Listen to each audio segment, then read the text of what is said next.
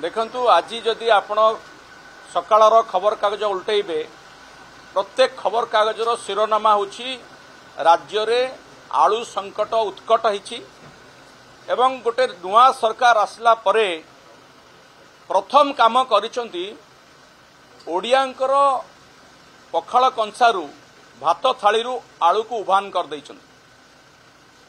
ये प्रसंग नुआ नुहे।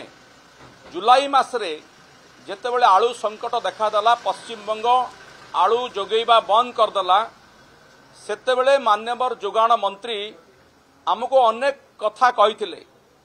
कथा तो नुहे गालू गप सुनेइले ओडिया को बारंबार कहले जे आलू संकट आमे चुटकी रे दूर करदेबू। आज कहले उत्तर प्रदेश आलू आसुची, काली कहले पंजाब रे आसुची, कौ दिन ये तो कहीदेवे जे अमेरिका रु आलू आसीबो।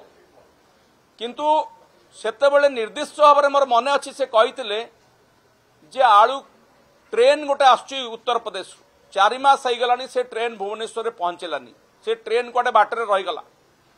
आज पुणी 4 मास परे आलू संकट पदाकू आसी। ए सरकार अपारगता पदाकू आसी।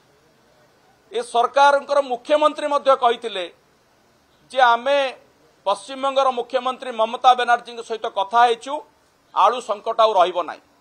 मोर तो संदेह होउची जे प्रकृत रे आम मुख्यमंत्री पश्चिमबंगर मुख्यमंत्री सहित कथा हेइथिले ना नाही।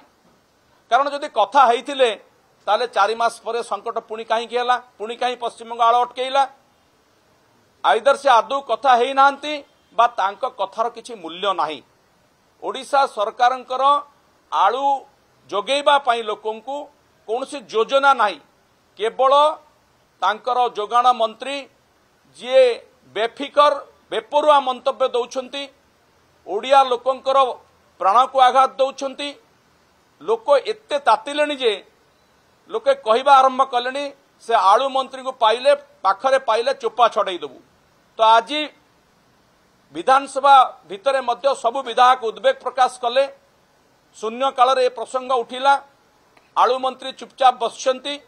वर्तमान सुधा कुआडे अल्प किछि आलू आसी पहुंची। आ जो आलू भी उत्तर प्रदेश आसुची से आलूर मान बहुत खराब। प्रति 50 केजी रे 8 केजी आलू 50टा बाहरुची।